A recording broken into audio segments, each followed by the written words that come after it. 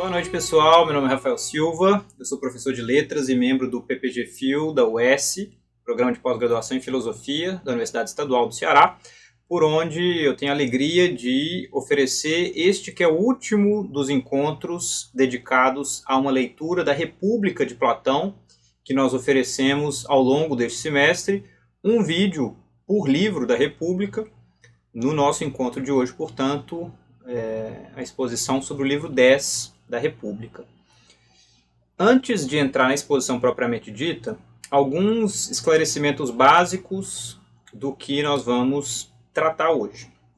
Em primeiro lugar, a minha perspectiva acerca do livro 10 já foi consolidada em leituras anteriores, que inclusive se apresentaram num artigo publicado em 2018, que tem por base, na verdade, a minha monografia de graduação. O último capítulo dessa monografia é mais ou menos o que eu apresento nesse artigo, intitulado O Retorno à Discussão sobre Poesia Mimética, no livro 10 da República. Saiu pela revista da Unicamp, a FAUS, e basicamente a primeira metade do argumento que eu vou sintetizar aqui hoje está apresentado de forma mais detida nesse artigo. Também está apresentado de forma mais detida em um vídeo que eu gravei e já disponibilizei aqui no canal anteriormente, com o título de A Ordem do Discurso no Período Clássico, a República de Platão 4. Então é a quarta exposição de um curso que eu ministrei há alguns anos sobre a República. Lá eu dividia em 4 exposições, porque a primeira introduzia a República, a segunda entrava na discussão ali sobre educação, dos livros 2, 3 e 4. A terceira apresentava um panorama do que acontecia entre os livros 5 até o livro 9. E essa quarta exposição era estritamente dedicada ao livro 10 e especialmente a primeira metade do livro 10. Então, se alguém tiver interesse específico no que são as discussões sobre poesia que abrem o livro 10 da República, eu recomendo que vão a esse vídeo. É um vídeo relativamente longo, ele tem 1h40, salvo engano, porque lá certamente vocês vão encontrar uma exposição mais detalhada do que a que eu pretendo propor hoje. Mesmo não querendo propor uma exposição detalhada, é importante, me parece, a gente ter em vista o porquê desse retorno à discussão sobre poesia depois de tanto tempo em termos de diálogo da narração que Sócrates propõe ali para o seu interlocutor, que, como eu tenho tentado defender, somos nós enquanto leitores desse personagem narrador. É preciso compreender o lugar da poesia na antiguidade. E essa é uma questão que, por muito tempo, deixou confusos os comentadores, porque a poesia, com o tempo, foi se tornando um aspecto menor, digamos, dentro do que são as ocupações de um indivíduo, sobretudo na modernidade, em que o contato com a poesia é, de alguma forma, entendido de uma perspectiva que a restringe bastante, que a restringe inclusive a um ato de leitura mais ou menos solipsista, isolado, essa poesia romântica, de uma manifestação do sujeito que conversa ali com o leitor de forma mais ou menos intimista. E essa concepção de poesia, que vale, de certo modo, para a modernidade, ainda que a gente tenha muitas manifestações de poesia que são de partilha social, que são de engajamento, que são de um envolvimento no limite corporal até, não vale de todo para a antiguidade. Como vocês acompanharam ao longo das exposições aqui desse curso da República, mas talvez em muitos outros cursos, aulas, vídeos ministrados por mim ou por outras pessoas que se dedicam a esse tema hoje em dia, A poesia na antiguidade é quase da ordem do que a gente chama de cultura hoje. Ela atravessa a formação de um indivíduo desde que ele nasce, com as primeiras canções que ele escuta, nas ocasiões de performance que passam por,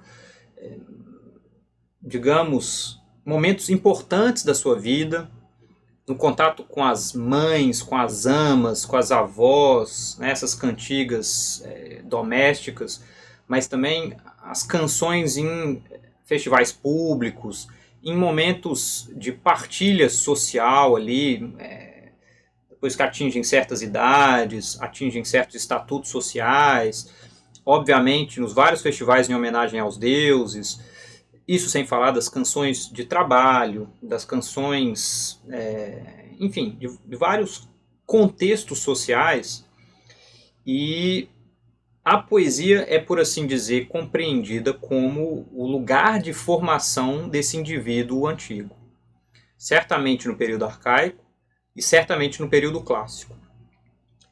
Claro que pouco a pouco uma concepção mais escritural de poesia começa a se infiltrar.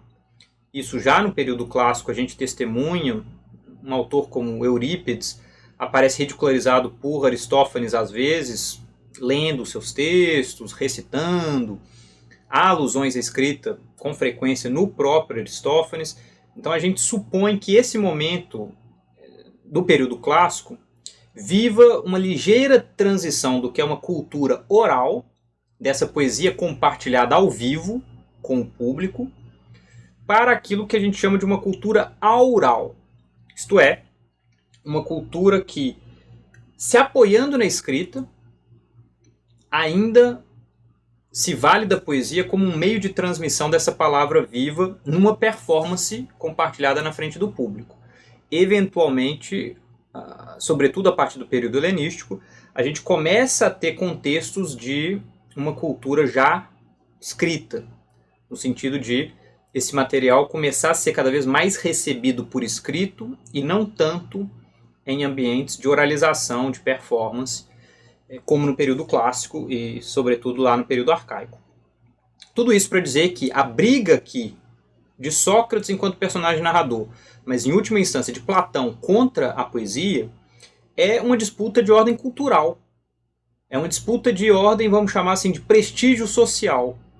Quem é habilitado a educar as pessoas de forma efetiva para viverem uma boa vida? São os poetas ou são os filósofos?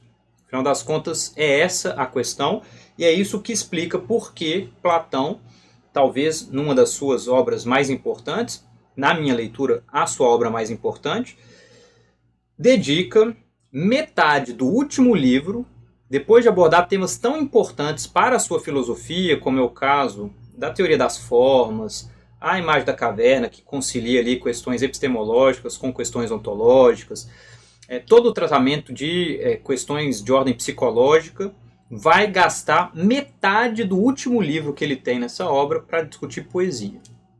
Por causa disso. Porque se trata de uma disputa de ordem pedagógica, no limite algo educacional, mas finalmente política, finalmente ética. E aí a gente pode começar a leitura do início do livro 10. Vejam como isso está formulado, sempre aí na tradução do professor Eleazar Magalhães Teixeira. Além disso, disse eu, Sócrates, penso em muitas outras questões a respeito da cidade e, acima de tudo, que ela foi fundada por nós com justeza, mas confesso que principalmente depois de ter refletido sobre poesia. Que espécie de reflexão? Perguntou.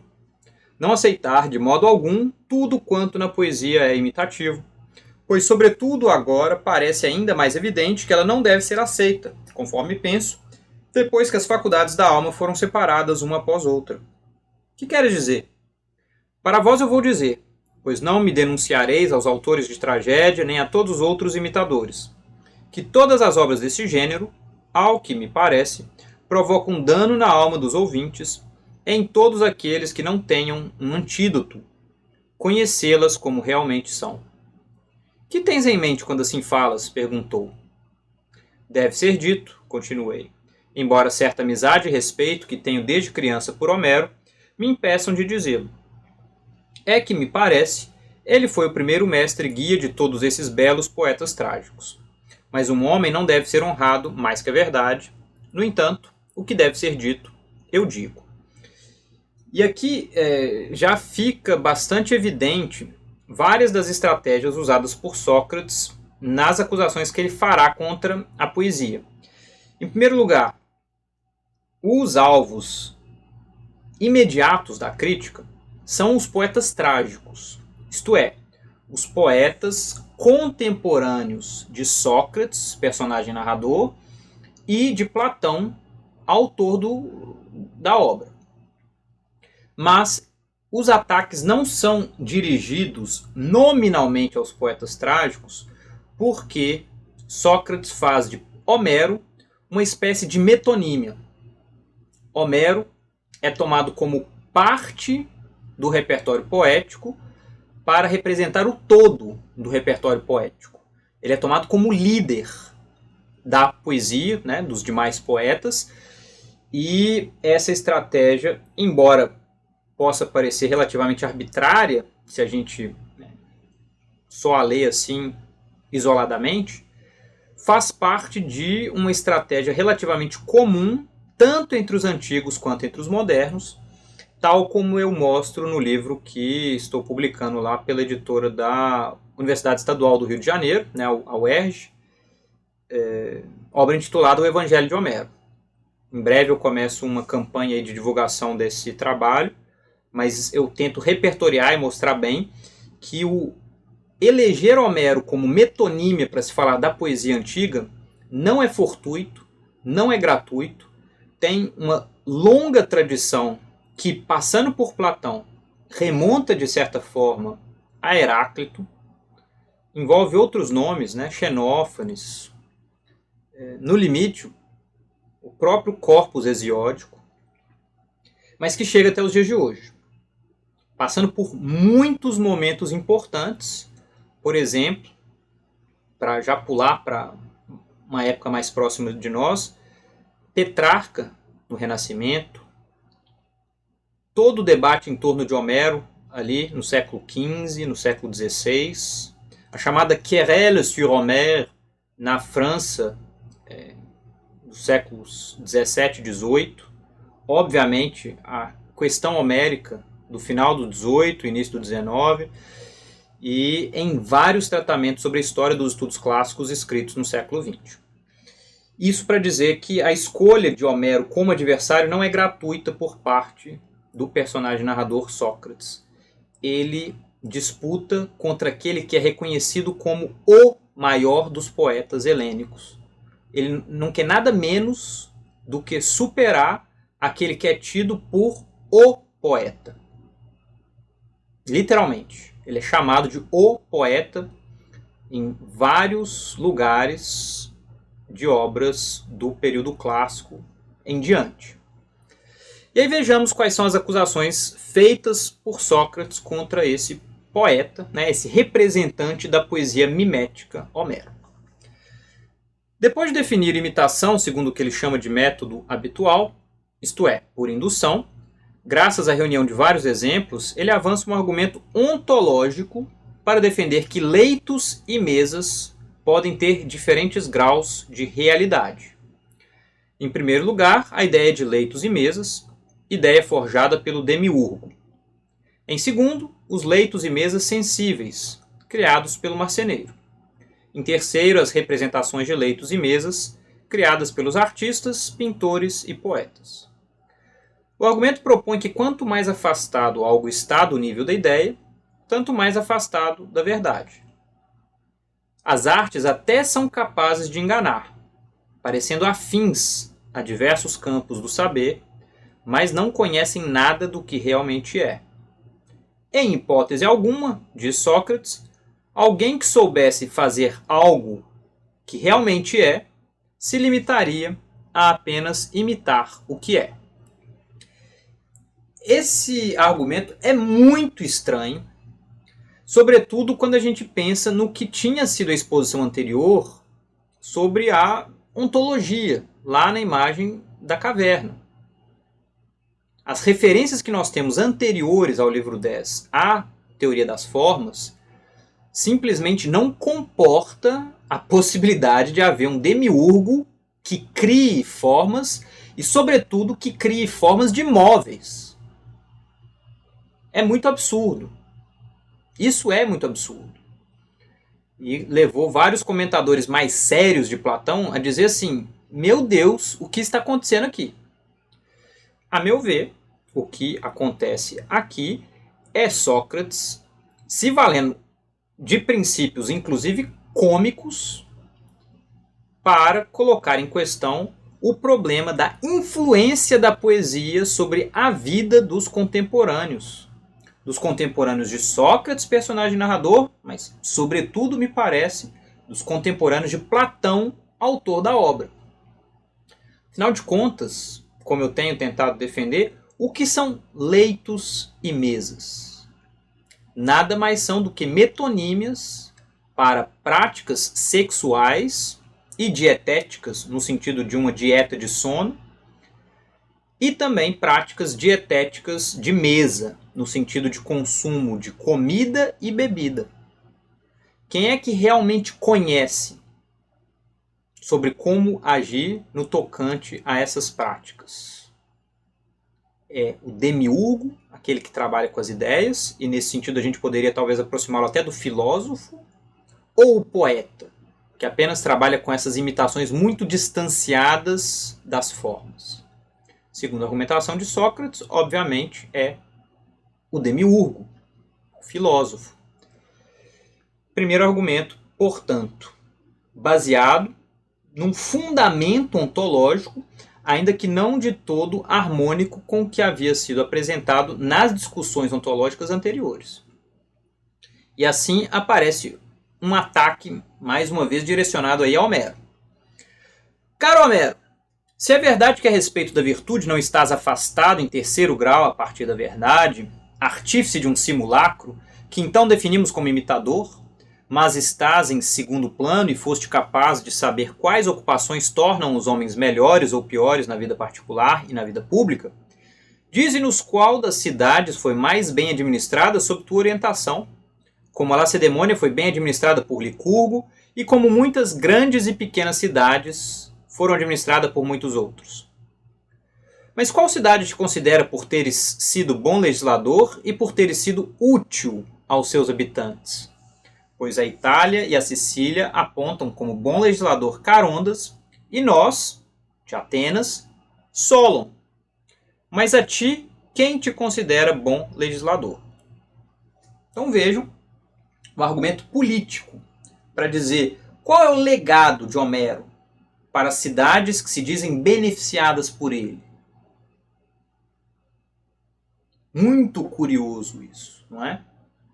Que é então pressupor que o valor dessa poesia deveria ser auferível de uma perspectiva de impacto eminentemente político, quiçá legislativo. Ora, obviamente, a tradição homérica, como a tradição hesiódica, ou basicamente quase qualquer outra tradição poética do período arcaico e do período clássico, não reivindica ter um impacto legislativo, ter um impacto na condução dos negócios públicos. Mas Sócrates aqui projeta isso. A pretensão de que então, se o poeta é quem educa, ele deve ser capaz de ter exercido um bom impacto em termos políticos. E se não é o caso, talvez devêssemos rever o lugar da poesia na nossa vida. Vêm outras acusações na sequência. Após essa acusação de irrelevância por parte de Homero aí, em termos políticos, né, no que concerne a Homero em termos políticos, entra ainda uma outra sobre sua irrelevância em termos militares, em termos técnicos e mesmo em termos sociais. Nenhum grupo específico, sequer o dos Homéridas, que são os rapsodos especializados no repertório homérico, segue um modo de vida propriamente homérico, tal como os pitagóricos seguem o modo de vida de Pitágoras, por exemplo. E essa formulação é muito interessante. O que é um bios homerikos, né? Um modo de vida homérico. O que está pressuposto nessa acusação contra Homero é que se a poesia é digna de educar alguém, ela tem que ser capaz de formar para um modo de vida, tal como a filosofia forma para um modo de vida filosófico. Homero não deixou discípulos dignos, como sugere o exemplo ridículo de Creófilo. Então não teve continuadores à altura desse pretenso mestre. Além disso, ele diz: se Homero ou Hesíodo fossem julgados úteis por seu público, de fato, eles jamais teriam sido autorizados a vagar como cantores itinerantes de cidade em cidade, mas teriam sido mantidos a todo custo junto de seus beneficiários. E aqui, obviamente, tem um elemento de uma tradição biográfica homérico-hesiódica, que é a de associar esses poetas aos rapsodos itinerantes que vagavam de cidade em cidade, praticando a sua arte rapsódica em festivais, em banquetes, basicamente em troca ou de premiações ou de pequenas gratificações por parte de aristocratas que recompensavam seus serviços. Isso é retroprojetado na biografia desses poetas a tal ponto que quando nós lemos escritos biográficos mais ou menos contemporâneos de Platão ou um pouco posteriores, como por exemplo o Museion de Alcidamante, um sofista, o que sobrevive desse Museion no Certame de Homero e Hesíodo, que aí é um escrito bem posterior, nas várias vidas de Homero, é essa ideia de um vagabundo que literalmente vaga de cidade em cidade apresentando seus poemas. Parece já haver algo dessa tradição biográfica no que é a crítica de Sócrates nesse momento. Eu abordo esse tema também lá no Evangelho de Homero. E para ser sincero, relendo recentemente o Evangelho de Homero para a publicação pela Eduerge, eu me dei conta de que o argumento, mesmo quando não explicitamente cita a República, e em especial o livro 10 da República, tem um fundamento bastante central numa leitura dessa passagem. Então isso é interessante de se notar. E aí, finalmente, os artifícios poéticos, Sócrates diz, tal como métrica, ritmo e harmonia, são atavios capazes de encantar as pessoas tolas, mas por isso mesmo são perigosos. Desviam a atenção do que de fato importa. Então são charmes, são encantamentos, são feitiços. Algo inúteis da perspectiva adotada por Sócrates, mas perigosos por aquilo que tem de capacidade corruptora, justamente junto daqueles que não detêm o antídoto para se precaverem. Isto é, crianças, pessoas tolas e por aí vai. Mas a gente tem mais acusações de Sócrates contra Homero, contra a poesia que ele representa, isto é, contra a poesia mimética. A partir do exemplo da brida e do freio, depois expandido para o aulós, que não é uma flauta, é uma espécie de instrumento de sopro bastante agudo, eu já falei sobre isso antes, usado sobretudo nas performances trágicas, nas performances ditirâmbicas. Ele evoca um certo patos, que é o da piedade. Sócrates faz um argumento de ordem epistemológica, defendendo que é o conhecimento de quem sabe usar um instrumento. Outro é o conhecimento de quem sabe fabricá-lo. Por fim, há ainda aqueles que apenas criam representações do instrumento, de quem o utiliza e de quem o fabrica, sem nada conhecer. Evidentemente, trata-se aí de uma hierarquização para criticar a falta de conhecimento do mimetizador, desse artista que representa, com base nessa ideia de que há graus de conhecimento com base no que é o uso de determinados artefatos. Esses artefatos são, a princípio, a brida e o freio, então equipamentos relacionados à cavalgadura, à montaria. E na sequência o algoz, um instrumento, como eu já disse, associado aí às performances musicais, poéticas, característico do ambiente de simpósio, de banquete. E mais uma vez, a meu ver, esses exemplos não são gratuitos. O que a gente tem aqui são metonímias que remetem a práticas militares, no limite a práticas esportivas, a práticas conviviais, a práticas musicais. E, de certa forma, o que Sócrates acusa o poeta de não ser capaz é de saber como formar as pessoas para o conhecimento útil de como se relacionar numa guerra, de como se relacionar uns com os outros num ambiente social. E aqui já não se trata mais de um argumento de ordem ontológica, mas sim epistemológica. O que está em jogo é a questão do conhecimento. Segue-se então uma crítica ao fato de que as obras imitativas se dirigem aos sentidos, os mais falhos dos recursos de que dispõem os seres humanos para conhecer a realidade. Isto é, não existe relação entre mímesis e razão, mímesis e logos, mímesis e o elemento racional. A mímesis é da ordem estrita dos sentidos, e isso faz da mímesis um âmbito em que o controle da razão não se faz valer. Ou seja, as obras miméticas apelam para elementos não racionais da alma. Isso vai ser desenvolvido logo mais, na argumentação de ordem psicológica. Mas antes vem uma definição de poesia mimética. Enfim, ele já tinha ali trazido vários exemplos de arte mimética, entre poesia e pintura. E aí ele traz uma definição do que é essa poesia mimética, enfim. Ele diz: a poesia mimética, dizemos, representa homens que praticam ações forçadas ou voluntárias e, em consequência dessa prática, se consideram felizes ou infelizes e em todas essas ações experimentam dores ou sentem alegria.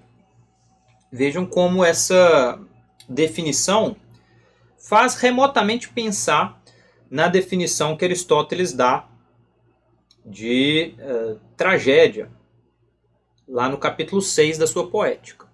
A gente vai ver que Aristóteles, como leitor de Platão, vai aparecer mais de uma vez na nossa leitura aqui.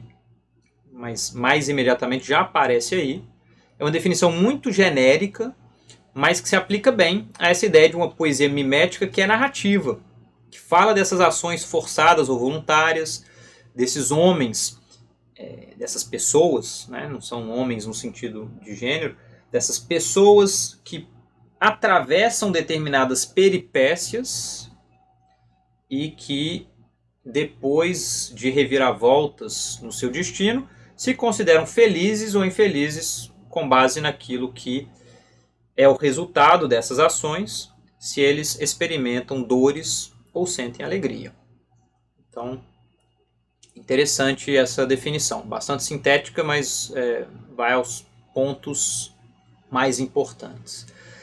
Se seguem então mais algumas acusações de Sócrates, como eu disse, fundado nas reflexões psicológicas anteriores, e anteriores eu quero dizer lá dos livros 4, né, e que são retomados em outros, ainda que o esquema aqui seja reduzido a 2 termos.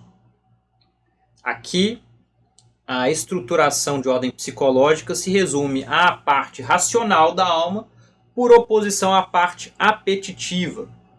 E Sócrates aponta então que a poesia mimética apela para o choro e o riso, emoções próprias da pior parte da alma, minando os esforços de quem tenta desenvolver sua parte mais elevada. E é importante não perder de vista que o arranjo psicológico proposto por Sócrates é da ordem de uma disputa, tensões. Há uma agon, por assim dizer, entre as diferentes partes da alma, e à medida em que uma parte se desenvolve mais que a outra, o que acontece na prática é que essa parte começa a ganhar uma preponderância sobre a outra.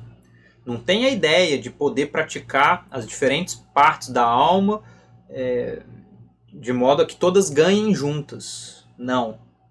Na visão defendida por Sócrates, ainda que nós possamos, sim, ter experiências que passam ali pelo apetitivo, é preciso manter esse apetitivo constantemente sob o controle da parte racional. À medida em que as pessoas se dedicam a poesias, a gente pode dizer, a outras situações várias que as expõem a atiçar essa parte apetitiva por meio do choro, por meio do riso, mas obviamente a gente poderia dizer situações extremas, então, de embriaguez, de performances musicais e por aí vai, que atiçam isso. O que acontece é um desequilíbrio e essa parte apetitiva começa a se tornar cada vez mais forte com relação à sua parte racional. Segundo essa argumentação, como o poeta tenta agradar o povo, que é formado por pessoas em que a parte pior da alma já tende a ser a mais desenvolvida, isso gera um ciclo vicioso entre produção e recepção da poesia mimética. Por quê? Porque o poeta, para conseguir o agrado junto ao povo, ele vai buscar formas miméticas que evoquem choro e riso, isto é, os elementos que, de certa forma, apelam ao aspecto preponderante na alma desse povo. À medida em que o povo frequenta esse tipo de performance, esses elementos na sua alma vão se tornar cada vez mais preponderantes. E isso, obviamente, vai engendrar uma consequência no tipo de produção que as novas gerações poéticas vão precisar propor para continuar agradando. E isso, de forma cada vez mais aguda, alguém que lesse essa passagem numa chave aí afim à crítica, à filosofia crítica, pensando a indústria cultural, diria, isso acaba dando o tipo de música que tem tocado aí nas FMs da vida. Os técnicos da música hoje estudam as melodias que agradam o máximo possível de pessoa, as letras, as palavras que devem ser evitadas, os temas que devem ser evitados. E o que a gente consegue, no final das contas, é uma música profundamente pasteurizada, em que às vezes muda o artista, mas basicamente a ideia permanece sempre mais ou menos a mesma dentro de um contínuo ali. E é sobre isso que Sócrates, de alguma forma, fala aqui, desse ciclo vicioso entre produção e recepção da poesia mimética. Um problema grave da poesia mimética é que ela é capaz de corromper mesmo homens de bem. E isso é muito curioso, porque se ela é tão ruim assim, alguém poderia dizer ela é praticamente inofensiva, não Sócrates. Sócrates diz, não, o problema é que ela corrompe não apenas crianças e pessoas tolas, mas com o tempo, a frequentação, ela consegue corromper mesmo homens de bem. Os poetas apelam à piedade e ao ridículo, colocando sob risco a melhor parte da alma humana, se ela não tiver sido suficientemente instruída pela razão e pelo hábito. Então, alguns indivíduos de pendor filosófico, de formação filosófica, poderiam frequentar a poesia mimética sem risco disso corromper a sua alma. Mas esses são pouquíssimos. E Sócrates entende que homens comuns correm um grave risco de terem sua alma corrompida na frequentação da poesia mimética. E tudo isso culmina então com a expulsão formal de Homero da polis de Sócrates, da chamada Calípolis. Ele diz assim: então, ó Glauco, continuei, quando encontrares panegiristas de Homero dizendo que este poeta é o educador da Grécia, e que para a administração e educação das atividades humanas ele é digno de que o retomemos e o estudemos, e que uma pessoa pode estar preparada para viver toda a sua vida de acordo com os preceitos deste poeta, é preciso aprová-los e saudá-los, dizendo que estes são excelentes na medida do possível, e concordar que Homero é o mais engenhoso dos poetas e o primeiro dos trágicos. Mas é preciso saber que, em se tratando de poesia, não se devem acolher na cidade, senão hinos aos deuses e elogios aos homens virtuosos. Se, pelo contrário, colheres a musa agradável, lírica ou épica, prazer e dor reinarão na tua cidade, em lugar da lei e do princípio que sempre de comum acordo pareceram ser o melhor. Esse trecho é muito importante. Como eu tenho tentado defender, aquilo que nós lemos no final do livro 9 coloca na devida perspectiva o que se discute aqui no livro 10, isto é, o problema da poesia é um problema ético, no sentido de é um problema que concerne a formação, ao autocultivo de cada um de nós. Interlocutores de Sócrates enquanto leitores da República.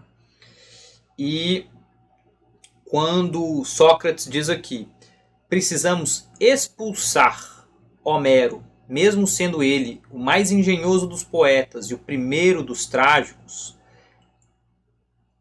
devemos expulsá-lo da nossa cidade.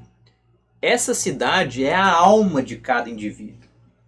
Não devemos receber as artes miméticas no nosso foro íntimo, naquilo que nos concerne enquanto público, enquanto leitor, enquanto alguém que de alguma forma poderia ouvir, poderia acolher esse material, porque esse material é pernicioso para a nossa própria formação. Esse é o ponto principal dessa crítica que Sócrates faz aqui. Ele mais ou menos diz assim: se você não é um filósofo com formação muito robusta, o melhor que você faz é evitar a frequentação desses poetas que não apenas não sabem o que fazem, que não apenas não conhecem rigorosamente nada do que de fato é, mas que, além de tudo, são capazes de assumir estratégias de composição que correm o risco de corromper os bens que você eventualmente tenha na sua alma, devido a essa ignorância, devido, inclusive, ao poder que a poesia tem, mas que não é um poder acompanhado de conhecimento. Então, nesse sentido que a gente tem que entender essa crítica de Sócrates. Logo mais nós vamos ver em que medida isso faz ou não faz algum sentido. E aí o trecho seguinte se encerra, com essa alusão à antiga querela entre poesia e filosofia. Diz aí Sócrates: esses argumentos, então, sirvam para nos defender contra as acusações de ter voltado a relembrar a poesia, porque foi com razão que a expulsamos anteriormente da cidade, já que esse é o seu caráter. A razão nos demonstrava isso. E digamos ainda para ela, para que não nos acuse de certa rudeza e grosseria, que há uma antiga querela entre a filosofia e a poesia, pois expressões como a cadela esganiçada que ladra contra seu patrão, ou o grande insensato entre aqueles que dizem vãs tagarelices, ou a multidão dos filósofos que dominam Zeus, ou os que se preocupam com sutilezas, argumentando que por isso vivem na pobreza, e outros milhares de provas do antigo desacordo entre as duas. No entanto, apesar disso, seja dito que se a poesia relativa ao prazer e à imitação tivesse alguma razão para que proclamássemos que sua existência é necessária numa cidade governada por boas leis, pelo menos nós a acolheríamos com alegria, porque estamos conscientes do fascínio que ela exerce sobre vós. Mas realmente não é justo trair aquilo que consideramos como verdade. Também tu, ó amigo, não te deixas fascinar por ela, sobretudo quando a contemplas através de Homero? Muito, sem dúvida. Em consequência, não é justo que ela volte para a cidade, depois que tivesse defendido das acusações com relação à poesia lírica ou a algum outro tipo de metro? Sem dúvida. E permitiríamos também, pelo menos aos seus defensores, que, não sendo poetas, mas fossem amigos da poesia, que fizessem um discurso em sua defesa, contanto que em prosa, demonstrando que ela não é só agradável, mas é útil aos regimes políticos e à vida humana, e o ouviríamos com boa vontade. Provavelmente teremos vantagem se ela não apenas se mostrar agradável, mas também útil.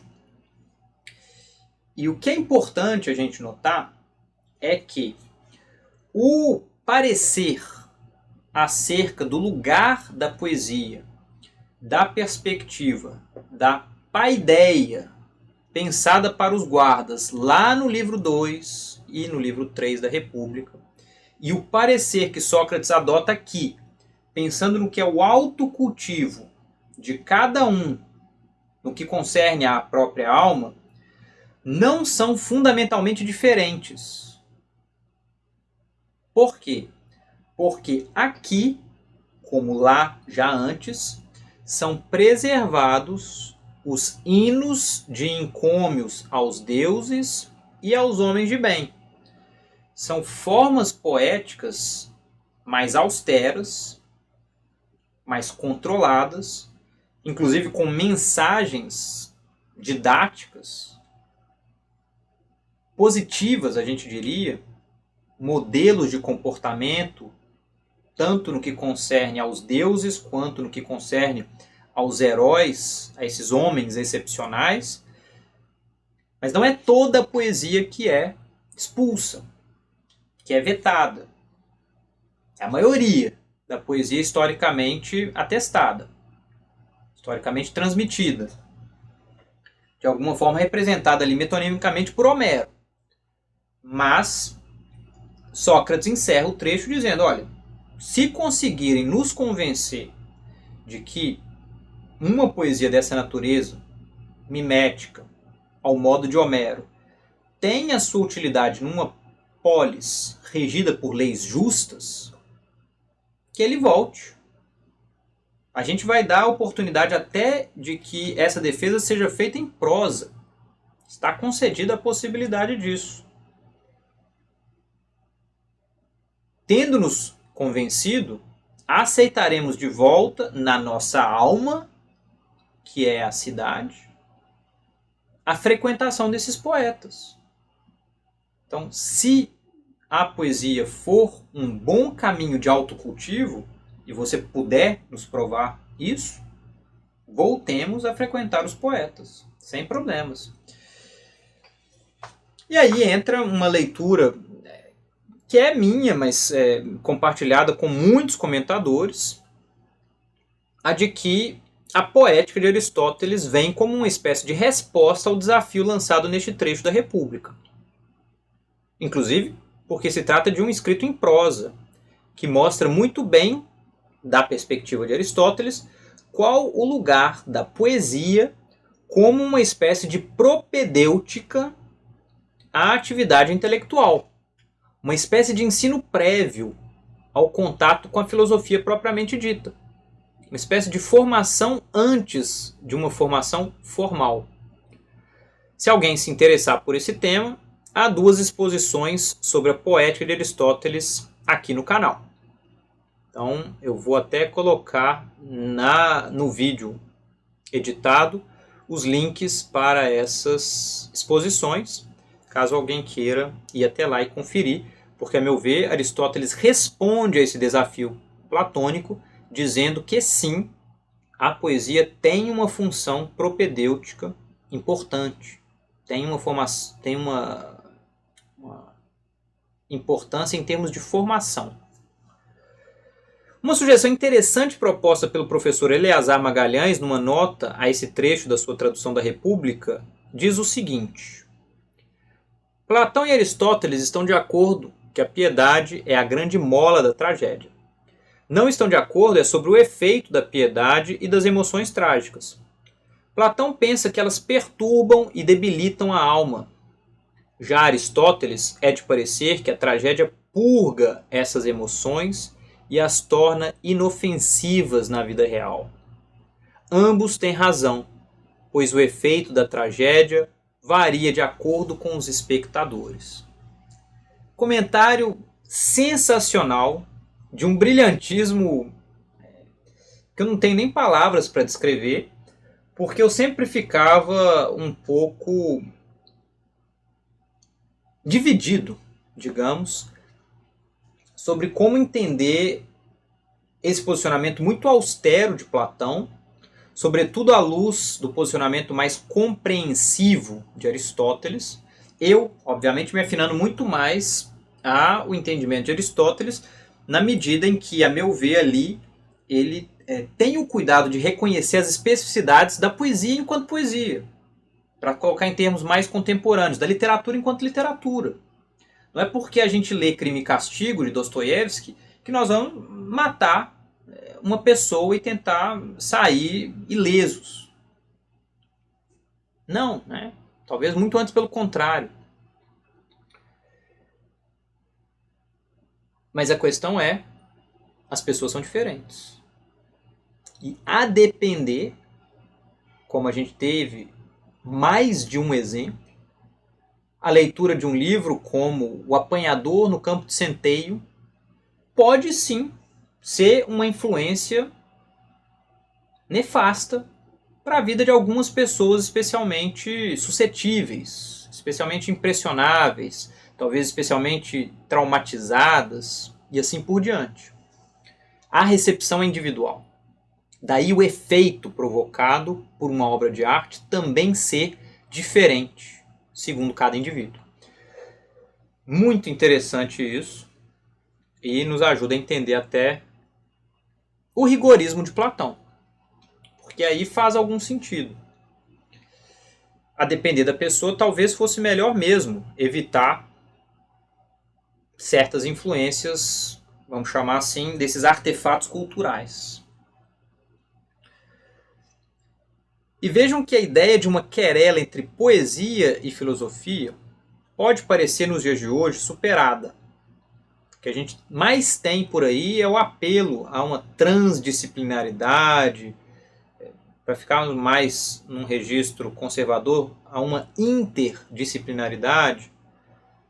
Mas volta e meia reaparece essa ideia de uma querela entre poesia e filosofia nos tratamentos que filósofos e às vezes também poetas conferem ao tema. Sobre isso eu sugiro, por exemplo, uma resenha que eu publiquei recentemente sobre o livro Fernando Pessoa, Nietzsche e o Nihilismo, escrito por Fabrício Fonseca Machado e publicado em 2023. Esse livro foi um dos semifinalistas do prêmio Jabuti da área de filosofia, né, do Jabuti acadêmico. E como eu me interesso tanto por Fernando Pessoa quanto por Nietzsche, ao vê-lo entre os semifinalistas do prêmio, eu imediatamente o comprei e o devorei, porque eu supunha que teria ali uma abordagem muito interessante de diálogo entre poesia e filosofia. Mas grande foi a minha frustração, e essa frustração foi colocada numa resenha. Quem tiver curiosidade para saber, depois procure aí. Eu não tive muito papas na língua, mas é porque eu fiquei realmente frustrado na medida em que eu vejo os pontos de diálogo entre Fernando Pessoa e Nietzsche. Eu acho que, inclusive, é um diálogo muito potente, mas quem queira ler um poeta à luz de um filósofo, como se o que o poeta pretendesse fazer fosse filosofia, nunca vai ler poesia. Nunca. Então, a proposta desse livro tem um pressuposto de base bastante complicado, dentre outros na execução. Quem tiver interesse, depois procure lá essa resenha. E aí vejam, o debate sobre poesia termina aí com um esclarecimento bastante evidente de que se trata de uma questão urgente para cada um de nós, leitores da República. No primeiro nível, interlocutores de Sócrates, mas, em última instância, leitores da República. Leitores contemporâneos de Platão, mas leitores muito posteriores também. Vejam como Sócrates coloca essa questão. Contudo, se eles não apresentarem sua defesa da poesia, ó caro amigo, semelhantes àqueles que um dia se apaixonaram por alguém, se julgarem que seu amor não lhes é mais útil, por mais difícil que seja, no entanto, dele se afastam. Do mesmo modo, também nós, em virtude do amor que nossos belos regimes políticos despertaram em nós para com essa forma de poesia, nossas disposições serão favoráveis a que ela se revele o mais possível excelente e o mais possível verdadeira.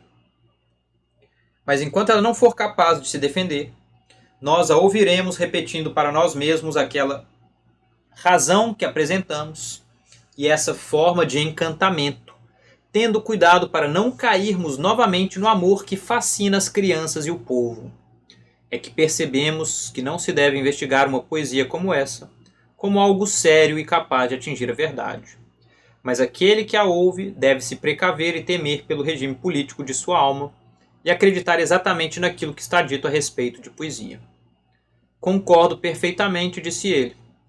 É que a luta é grande, ó amigo Glauco, disse eu.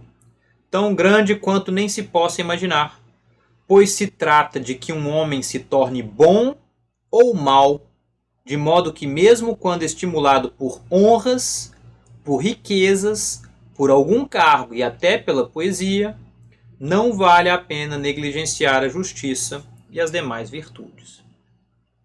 Então vejam esse chamado a uma questão urgente que é agir de forma justa, por oposição a agir em prol de honras, agir em prol de riquezas ou agir sob influência da poesia. A poesia aparece do lado desse materialismo das honras, desse materialismo das riquezas, de uma espécie de sensualismo, desse apelo aos sentidos, enquanto a filosofia seria o caminho para a justiça. Bem, vocês me conhecem, né? Imagino essa altura do curso. Obviamente, eu sou bastante crítico desse posicionamento rigorista que Sócrates defende aqui, que Platão parece endossar, na medida em que eu reconheço o potencial transformador da poesia. Transformador não no sentido apenas de eventualmente corruptor, mas eventualmente salvador mesmo. Então, há muitos elementos interessantes na crítica de Platão, mas a meu ver isso talvez faça mais sentido à luz do que o professor Eleazar Magalhães sugeriu naquele comentário dele. A depender da recepção, nós podemos ver sim esse problema em certos artefatos culturais, no que diz respeito à influência que eles exercem sobre o público, sobre algumas pessoas específicas, mas isso não me parece de todo dar ensejo a uma condenação tout court de Homero como representante da poesia mimética. E aí a gente, obviamente, poderia expandir para muitos outros artefatos culturais, talvez mais pertinentes para a cultura contemporânea, pensando aí mais diretamente, sei lá, videogames, cinema, séries e por aí vai. Isso que ocupa os finais de noite de várias pessoas, inclusive talvez de vocês que me escutam agora. Os finais de semana, por aí vai. Antes de a gente passar para o final do livro 10, então a segunda metade, eu deixo aqui uma recomendação para aqueles que se aventuram na língua grega. Eu fiz há uns anos uma leitura em voz alta do texto grego do início do livro 10 da República. Na verdade, eu pego ali o famoso Paradigma no Céu, no final do livro 9, e chego até mais ou menos metade do livro 10, numa leitura dividida em duas partes do texto grego da República. Então é uma tentativa de sonorização, leitura em voz alta desse material, para quem gosta do grego antigo, estuda essa língua, é uma oportunidade aí para praticar a leitura, a escuta. Lembro que eu fiz isso com muito gosto. Como eu tenho trabalhado cada vez menos com o grego no regime universitário, óbvio que eu frequento os textos ainda para preparar os cursos, mas aulas de grego antigo mesmo eu já não dou mais. Esse tipo de aventura tem se tornado cada vez mais difícil para mim. Mas, quem sabe no futuro eu ainda retome algo assim. E aqui a gente passa para a conclusão da República. Segundo Sócrates, todo o tempo de vida é curto comparado com a eternidade. Ele já havia dito algo semelhante a isso anteriormente. Em seguida, ele afirma que a alma é imortal. E isso gera grande espanto em Glauco. A partir de uma divisão entre bem e mal, como princípios que promovem e destroem algo. Então, por exemplo, a saúde promove o corpo, a doença o destrói.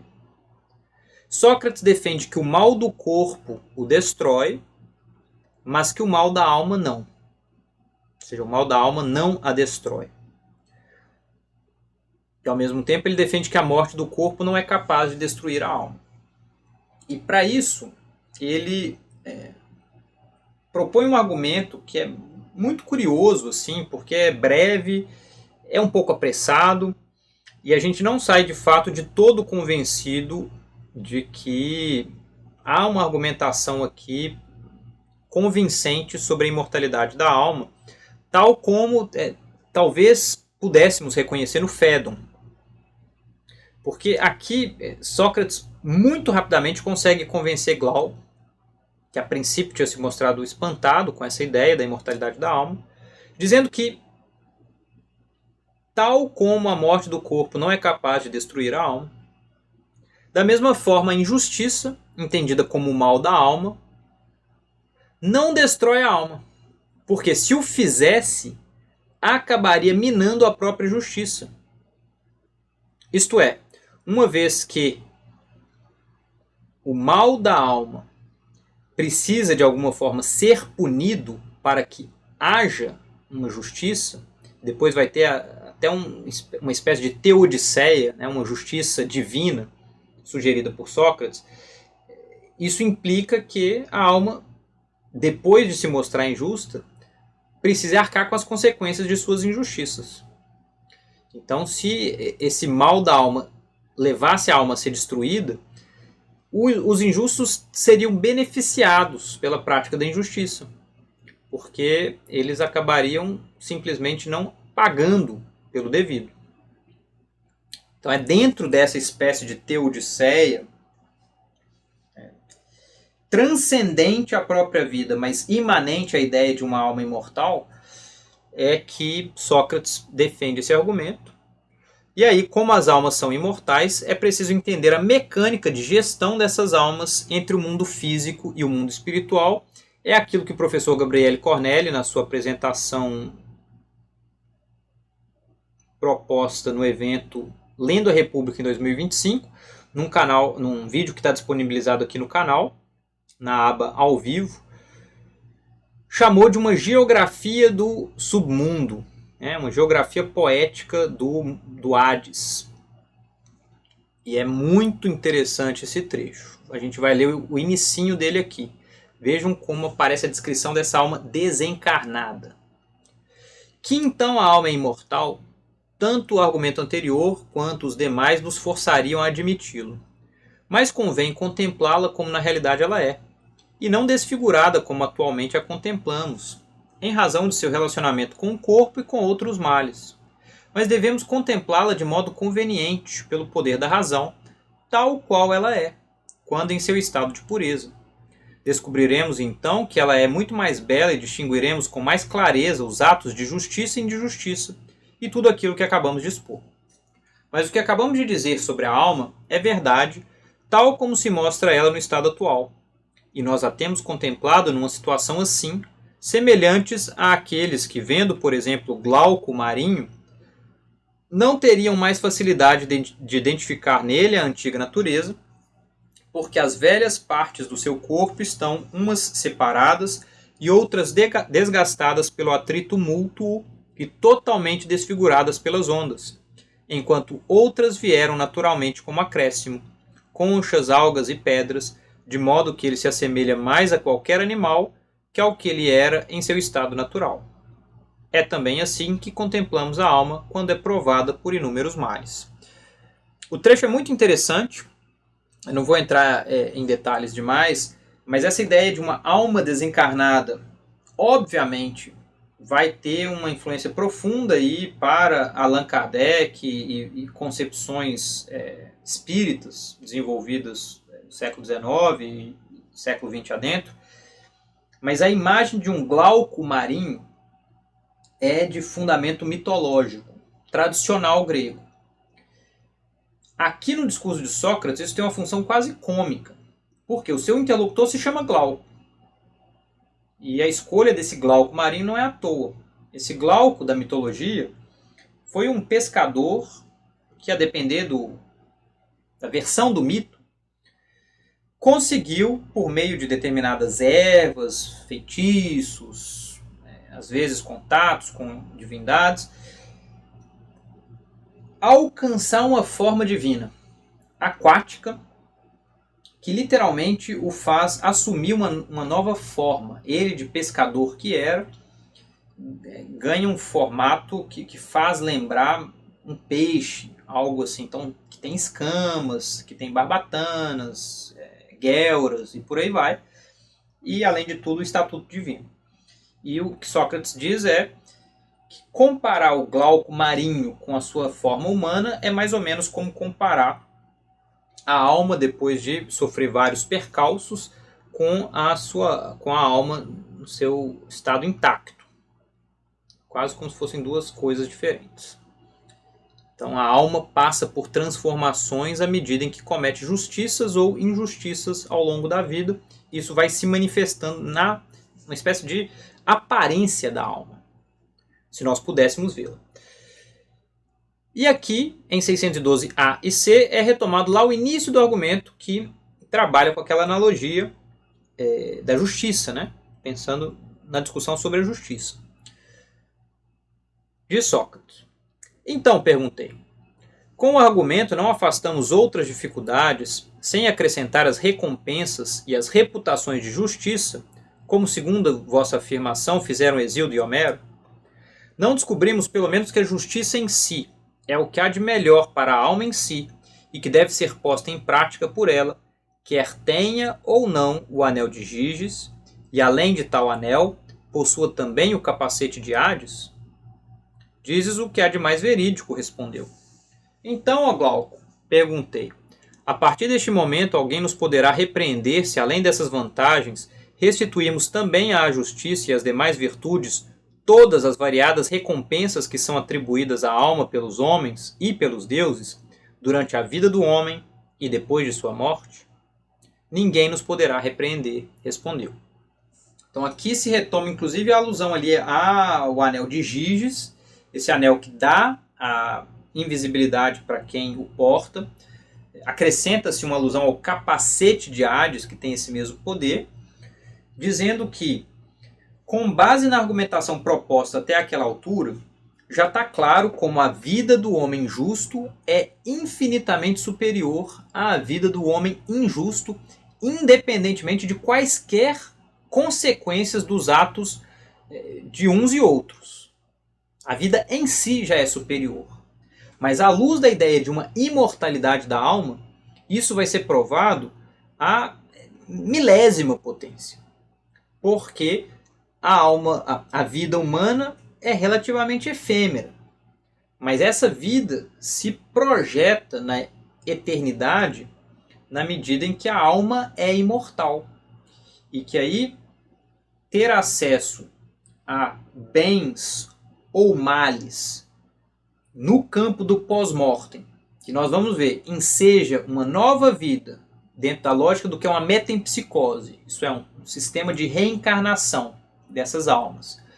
É algo que Sócrates passa então a apresentar. Sócrates entende que a melhor forma de conduzir a vida, enquanto a alma está encarnada, é por meio da dedicação à ciência e ao estudo do que é. na medida em que isso depura a alma daquilo que é efêmero. Então é quase como se fosse um desdobramento de ordem teológica, se a gente quiser, do que já havia sido dito antes. A dedicação à filosofia e àqueles campos da matemática que levam à contemplação do bem, obviamente, por meio da dialética em última instância. É aquilo que um ser humano deve fazer o máximo possível, porque é isso que permite um desenvolvimento das partes racionais da sua alma e, portanto, a um regime de vida equilibrado, a um regime de vida justo. Isso em vista da imortalidade da alma se torna ainda mais óbvio. Por quê? Porque esses estudos permitem a contemplação do que transcende a efemeridade da nossa existência encarnada. A justiça compensa em termos estritamente humanos, mas além disso é resguardada também por uma justiça transcendente, de fundamentação divina, como eu disse, uma teodiceia. Os deuses garantem que a injustiça seja punida e que a justiça seja recompensada. E aqui vem uma imagem que eu achei muito interessante, não me lembrava dela, mas os homens injustos são apresentados por Sócrates como corredores apressados, que parecem ter vantagem no início da corrida, mas logo ficam para trás e terminam muito mal a prova, enquanto os homens justos são aqueles que avançam de forma ordenada e acabam muito bem a competição. Como praticante de corrida eu mesmo, achei instigante essa imagem, porque é muito comum nas provas a gente ver pessoas que saem numa carreira desabalada, mas que muito pouco tempo depois já estão segurando as ancas, já não conseguem mais dar um passo sequer. Enquanto aqueles que às vezes avançam de forma mais tranquila, conseguem manter esse ritmo e até avançar mais rápido até o final. E finalmente, se grandes são as recompensas do homem justo em vida, muito maiores ainda elas serão no pós-mortem, tal como fica defendido ali a partir de 614a. E aqui entra o famoso mito de Er. Eu não vou entrar em muitos detalhes, já recomendei a apresentação do professor Gabriele Cornélia, lá da UNB, no vídeo de encerramento do nosso evento, Lendo a República em 2025, uma apresentação por parte dele muito sensível, que inclusive coloca Platão para dialogar de forma contemporânea com questões caras a cada um de nós. O que eu vou fazer aqui é ler alguns trechos para vocês conhecerem o sabor, né? Ou reconhecerem, no caso de quem já tenha lido, já frequente a República anteriormente, o sabor dessas imagens que Sócrates cria e compartilha com seus interlocutores de forma poética, por que não dizer, de forma profundamente poética. No entanto, disse eu, não contarei exatamente um conto de Alcínuo, mas o de um homem forte. Filho de Armênio, originário da Panfilha. Um dia este morreu na guerra, e quando foram recolhidos os mortos, já em decomposição no 10º dia, ele foi recolhido em perfeito estado e, tendo sido conduzido para casa para ser sepultado no 12º dia, depois de ter sido posto sobre a fogueira, voltou à vida. Quando reviveu, contou então o que tinha visto no Hades. Disse que depois que saiu do corpo, sua alma caminhou com muitas outras e chegaram a um lugar prodigioso no qual havia 2 aberturas contíguas uma à outra, na terra e por outro lado no alto do céu, 2 outras em posição oposta. Entre essas 2 aberturas se sentavam juízes, os quais, depois que os iam julgando, mandavam os justos caminhar por uma via à direita, que subia ao longo do céu, e estes carregavam provas presas na sua frente, contando seus julgamentos, enquanto aos injustos eles ordenavam tomar à esquerda a via descendente, trazendo também estes atrás de si provas de tudo quanto tinham praticado. E, logo que ele se aproximou, os juízes lhe disseram que ele deveria ser portador, para os homens, das novidades do mundo subterrâneo, e lhe ordenaram que ouvisse e observasse tudo quanto havia nesse lugar.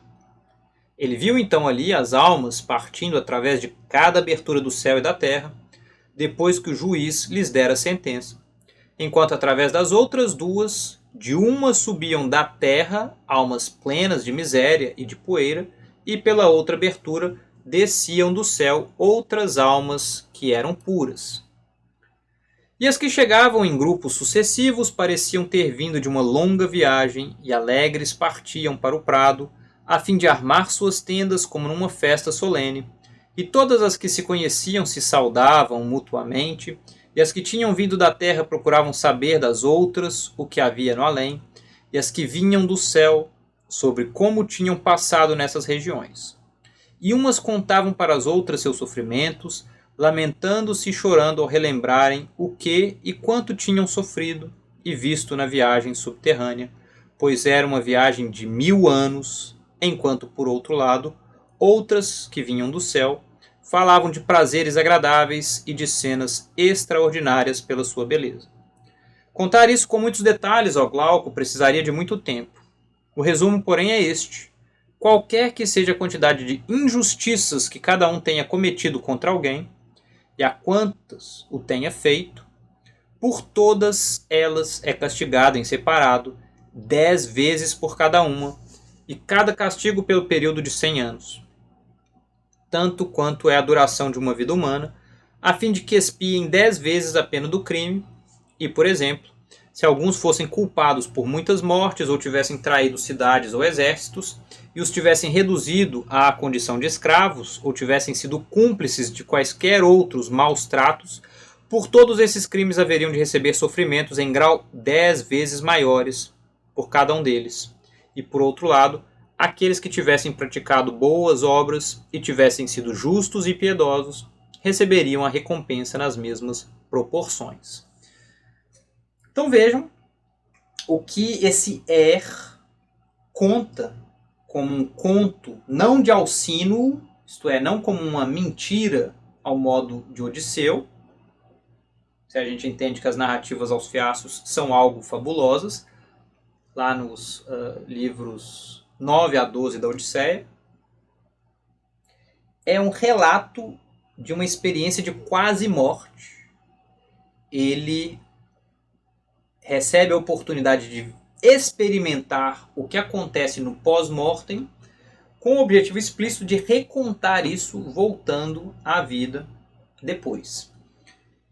Ele percebe que as pessoas que acabam de morrer, a depender de como se portaram em vida, são destinadas a um lugar celeste, onde vão ter uma longa oportunidade de prazeres e alegrias, enquanto aqueles que viveram vidas injustas vão para um lugar subterrâneo, onde, por sua vez, vão ter uma longa existência, 1000 anos, de castigos para expurgar os males que cometeram. Ao mesmo tempo que tem essas duas vias, de subida para o céu e de descida para o subterrâneo, o céu tem uma via de descida, em que as almas que por lá permaneceram durante 1000 anos, aproveitando os júbilos do céu, descem de volta, comentando quão agradável foi aquela existência por tanto tempo, enquanto do subterrâneo também há uma via que sobe, trazendo de volta as almas que por lá padeceram por 1000 anos.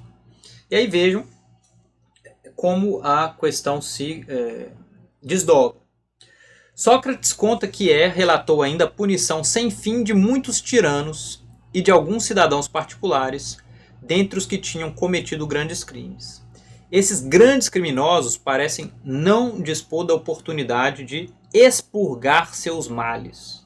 Os males cometidos por eles são tão graves, mas tão graves, que não há punição que dê conta de purificá-los. Sobretudo tiranos. Na sequência, o relato de descreve o maquinário celeste por trás do céu visível. Isso é muito interessante. Como o Gabriele Cornelli comentou, há muito de simbologia órfica, pitagórica, que é incorporada aqui por Platão. Parece ser uma espécie de mecanismo que funciona guiando os fenômenos celestes e que de alguma forma seria por onde essas almas transitam entre a encarnação, a desencarnação, e por aí vai. Então, são elementos simbólicos ou mesmo alegóricos que preenchem esse mecanismo, ligando-o aos corpos celestes, como se artefatos envolvidos nesse processo de gestão das almas no pós-mortem, com engrenagens e balanças, mas também seres mitológicos, como sereias e outras divindades. E aqui entra talvez o ponto mais importante do mito de Er, que é a ideia de um sorteio dos modos de vida.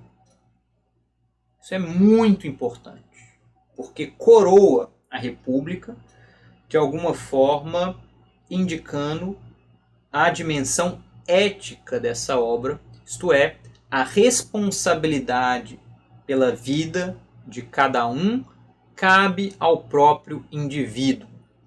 Não cabe a uma instância divina, não cabe a uma instância social, não cabe a rigorosamente nada além do próprio indivíduo. E vejam como Platão, autor do Diálogo, propõe isso, a meu ver, de forma extremamente instigante. Vocês já repararam, eu tenho proposto uma espécie de leitura existencial da República, uma chave em diálogo com a ideia de filosofia como modo de vida, entendido assim a partir de Nietzsche, em diálogo com um certo Hadot, com um certo Foucault. Mas, a meu ver, é explícita essa dimensão existencial, para não dizer existencialista, do final da República. Vejam lá. O próprio fuso girava sobre os joelhos da necessidade. Ali mesmo, no alto, sobre os círculos, em cada um se encontrava uma sereia que se movia ao redor, cada qual lançando uma voz própria numa tonalidade particular. E assim de todas, que eram 8, ressoava um acorde único. Havia outras 3 mulheres sentadas ao redor, a igual distância, cada uma sobre um trono, filhas da necessidade, as moiras vestidas de branco, ostentando coroas sobre as cabeças, Láquesis, Cloto e Átropo, que cantavam acompanhando os acordes das sereias. Láquesis cantando os acontecimentos passados, Cloto os acontecimentos presentes e Átropo os do futuro. Cloto, tocando com a mão direita o fuso, o fazia girar no seu movimento circular exterior, com intervalos de tempo, enquanto, por outro lado, Átropo, com a mão esquerda, fazia girar igualmente os círculos interiores, e Láquesis tocava alternadamente com cada uma das mãos uns e outros. Logo que chegaram, tiveram que se apresentar imediatamente a Láquesis, logo que as almas chegaram. Então um intérprete da divindade primeiro os dispôs em ordem, depois de separá-los. Em seguida, apanhando dos joelhos de Láquesis as sortes e os modelos de vida, subiu numa plataforma elevada e falou: Eis a ordem da Virgem Láquesis, filha da necessidade. Almas efêmeras, vós sois o começo de um outro ciclo da raça mortal, que traz consigo a condição de decadência.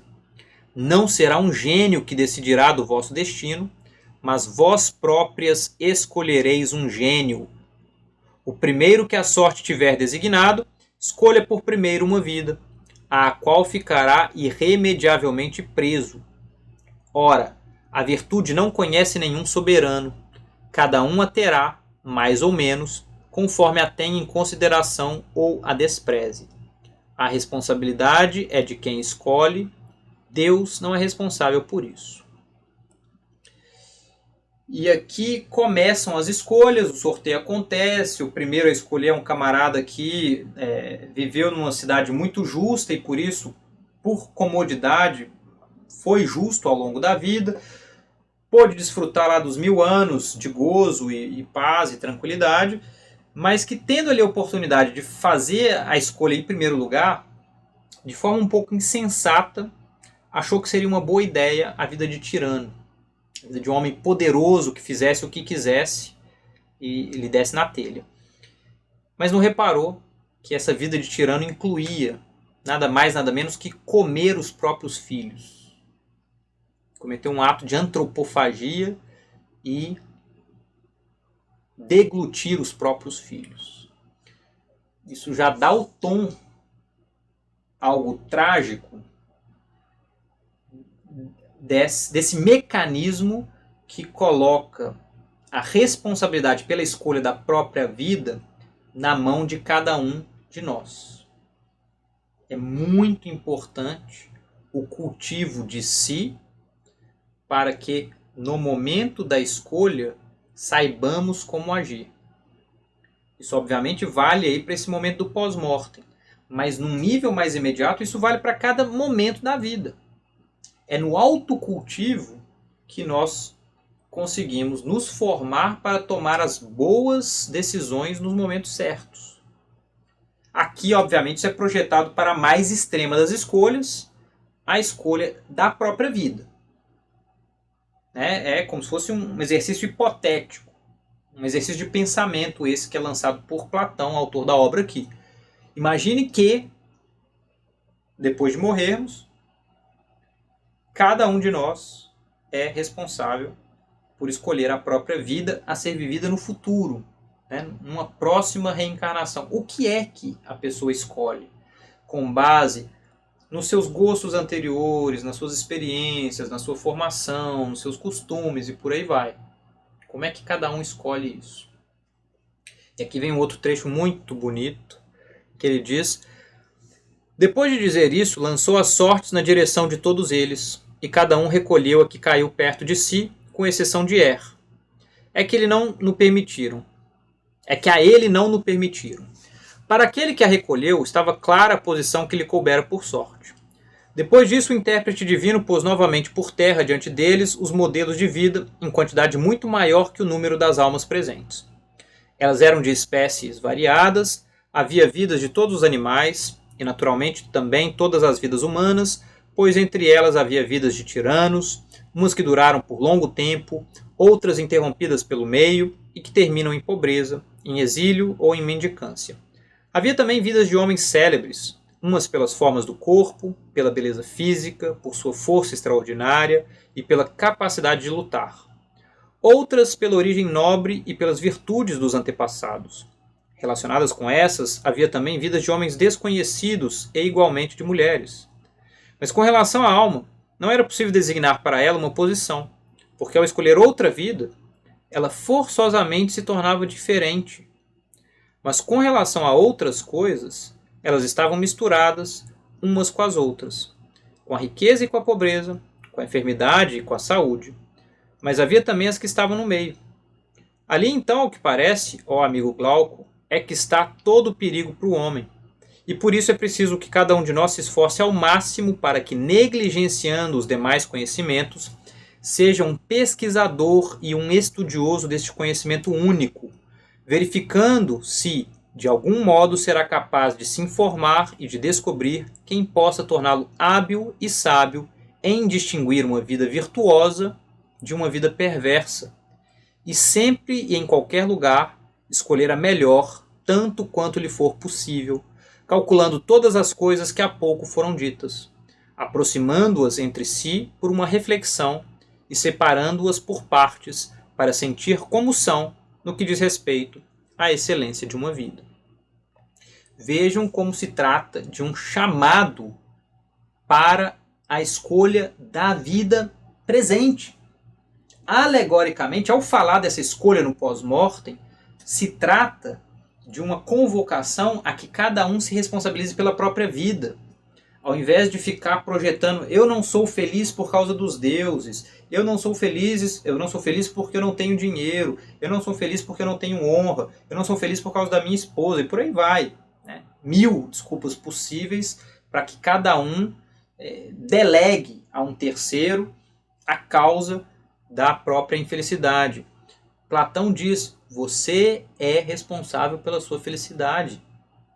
Alegoricamente, o que esse mito diz é isso. E se a gente quisesse trazer um Nietzsche aqui, Nietzsche diria: é preciso ter sido fundamentalmente feliz, realizado, para chegar nesse momento do sorteio e encontrar uma vida semelhante à vida que você teve. Nietzsche diria, uma vida idêntica, e querer vivê-la novamente. E falar assim, eu queria essa vida de novo. A vida que eu encerrei, a vida que eu vivi, eu queria vivê-la de novo. Então, colocando aí a questão do eterno retorno, do amor fati, nietzschianos, junto com essa convocação à escolha por parte de Platão. Obviamente, Platão aqui não endossa a ideia de um eterno retorno, mas me parece, por meio dessa estratégia, fazer algo análogo ao que Nietzsche faz com a hipótese do eterno retorno, que é projetar a vida na eternidade.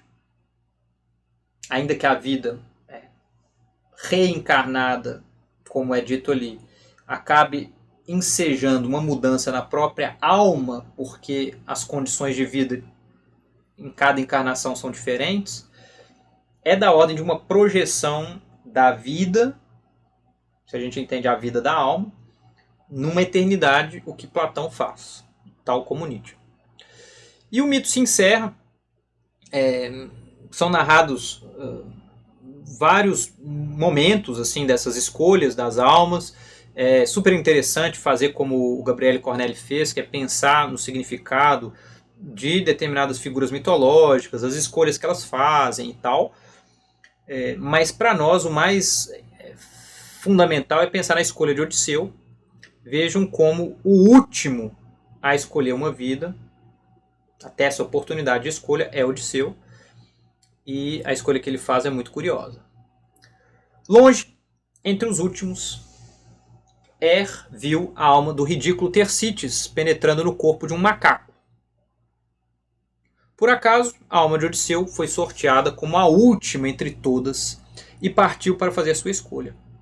Mas uma vez que estava livre de sua ambição, por estar lembrado dos seus sofrimentos anteriores, saiu aqui e ali durante muito tempo à procura da vida de um homem simples que não se imiscuísse em atividades públicas. Com muita dificuldade encontrou-a, deixada em algum lugar e abandonada por todos. Vendo-a então, disse que mesmo que tivesse sido sorteado em primeiro lugar, teria agido do mesmo modo e contente a apanhou para si. Do mesmo modo, então, as almas de diferentes animais passavam para homens ou as de animais passavam de uns para outros. As de animais injustos para as espécies selvagens e as de justos se deslocavam para espécies domésticas e se faziam todas as misturas. Odisseu, considerado não apenas pela tradição poética grega, mas por essa passagem mesma da República, o mais sábio dos homens, o mais vivido dos homens, escolhe a vida de um homem simples, que não se imiscui em atividades públicas. A palavra em grego antigo é a vida de um idiotes, né? A vida de um privado, de um homem particular, que não se mete com política.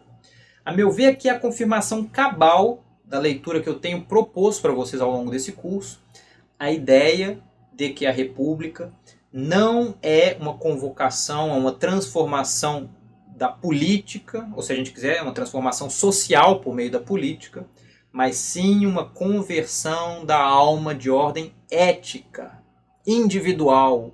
Cabe a cada um fazer a escolha certa para que tenha uma vida em prol da felicidade, em prol da própria realização. E Platão tem uma visão pessimista sobre os efeitos da política na própria alma. Ele acha que é impossível viver uma vida filosófica num regime político como o que ele conhecia em Atenas. E a gente, obviamente, pode atualizar com um regime político como o que existe no Brasil ou em qualquer outro lugar do mundo. E assim se encerra o processo de metempsicose, esse processo de reencarnação das almas. Nós vamos ler esses trechos finais. Eu sei que a hora já vai avançada, mas só para concluir. Então, depois que todas as almas acabaram de escolher suas vidas, aproximaram-se de Láquesis na ordem em que tinham recebido suas sortes. Esta mandou que a cada uma acompanhasse como guardião de sua vida aquele gênio que ela havia escolhido, e que este fosse o fiel e executor dos destinos escolhidos. Este primeiro a conduziu a Cloto e colocou-a sob sua mão, e sob a rotação do seu fuso para ratificar o destino que, ao ser sorteada, ela escolhera. Após ter tocado o fuso em rotação, o gênio a conduziu, novamente para a fiação de Átropo, a fim de que os destinos se tornassem inexoráveis. Dali então, sem se voltar, ela se dirigiu até o pé do trono da necessidade. Depois de ter passado por ele e os outros também terem passado, todas as almas se encaminharam para a planície de Létis, sob um calor e sob uma sufocação terríveis, porque ela era desprotegida de árvores e de tudo quanto a terra faz germinar. Assim, ao anoitecer, elas montaram suas tendas perto do rio Amélis, cujas águas nenhum vaso pode guardar. Era necessário então que todas as almas bebessem certa quantidade dessa água, mas as que não se preservavam pela sabedoria bebiam além da medida. Ora, sempre que alguém a bebe, se esquece de tudo. Mas depois que adormeceram e que deu meia-noite, houve uma trovoada e um tremor de terra, e a partir de então, subitamente, elas se elevavam, uma de um lado, outra de outro, em direção ao alto, para renascer, lançando-se impetuosamente como se fossem estrelas. Porém, foi impedido de beber a água. No entanto, por onde e como retornou ao corpo, ele não sabia. Mas subitamente, tendo aberto os olhos, viu de manhã que estava deitado sobre a fogueira. O que a gente tem aqui é um mito de base órfico-pitagórico, então elementos ali dessa reencarnação, dessa metempsicose. Como eu já comentei com algumas pessoas, um colega durante uma das SBECs, o Jorge Conrado, defendeu que o Ulisses de James Joyce é um romance moderno que leva a sério, ao pé da letra, a escolha de Odisseu ao optar por essa vida de um cidadão comum. Leopold Bloom, lá no Ulisses, é, por assim dizer, essa reencarnação, essa metempsicose vivida pela alma de Odisseu no corpo, né? Na encarnação de um homem comum na Dublin de 1904. Tá? Então fica aí essa sugestão que eu acho muito instigante, a meu ver, está totalmente comprovada, assim, eu sou totalmente convencido de que sim, o projeto do James Joyce com Ulisses é bastante filiado ao mito de da República. Vocês viram que ali tem vários elementos simbólicos, eu entrei muito pouco nisso, haveria o que falar sobre isso longamente, mas eu concluo a aula de hoje e, de certa forma, o nosso curso com as palavras finais da República, porque fica muito evidente tudo o que eu disse sobre a dimensão ética dessa obra, esse convite a uma conversão da alma no momento em que nós, leitores, terminamos de ler a obra, ou a gente pode dizer, durante o processo de leitura dessa obra longuíssima, exigente, mas que, por meio dessa extensão, por meio desse nível de exigência, nos convidam, e talvez mais do que nos convidam, nos forçam a uma espécie de conversão da alma. Sócrates conclui dizendo: foi assim, ó Glauco, que o conto foi salvo e não se perdeu. Ele poderia também nos salvar, se acreditássemos nele, e atravessaríamos com segurança o rio Létis, sem nos contaminar em nossa alma. Mas se acreditardes em mim, considerando que a alma é imortal e capaz de suportar todos os males e todos os bens, manteremos sempre o caminho em direção ao alto, e praticaremos de todo modo a justiça com sabedoria, para que estejamos em boa convivência conosco e com os deuses, enquanto estivermos nessa terra, e também depois que tivermos obtido os prêmios da justiça, como os vencedores nos jogos quando são carregados em triunfo, e para que estejamos felizes nessa terra e na viagem de 1000 anos que por nós está descrita. E é assim que eu concluo essa leitura com a ideia de que é possível, me parece, fazer dessa ocasião de leitura da República uma ocasião de reflexão sobre a própria vida, com o objetivo de buscar aquilo que nos torna felizes a partir de uma reflexão aguda, detida, sobre quem nós somos, como nós nos comportamos, quais são os elementos da nossa vida que afetam a nossa alma, que afetam a nossa felicidade e, a partir daí, transformar nossas ações, desde os gestos mais simples até aqueles mais profundos, com vistas à realização dessa felicidade. Eu agradeço muito a atenção de vocês, coloco aí as referências na tela, alguns textos que eu li que foram importantes para a minha formação, e sei que já está tarde, então se ninguém quiser comentar nada, também não precisa, mas se quiserem comentar, eu estou à vontade aqui, né, fico à disposição de